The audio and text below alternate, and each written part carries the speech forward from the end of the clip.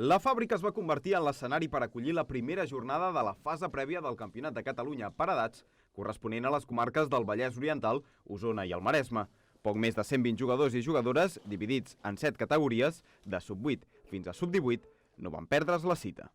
Aquí juguen bàsicament alguns en la categoria sub-8, per exemple, que només comencen a jugar, comencen a apuntar les partides i tot, perquè tenen el seu interès per jugar als escacs a nivell federatiu, i hi ha jugadors que ja tenen, que ja estan rodats, que han set campions d'Espanya fins i tot.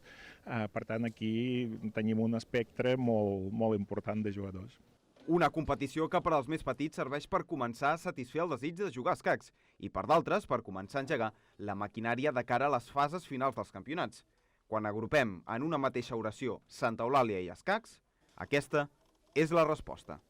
La fàbrica és un lloc per excel·lència on se sap jugar a l'escacs, se sap acollir els escacs, és un lloc molt agradable, amb un aparcament, amb un lloc, el bar-restaurant, on poden passar l'estona els pares esperant, perquè no els deixem entrar a la sala, i així és un dels millors llocs per jugar als escacs.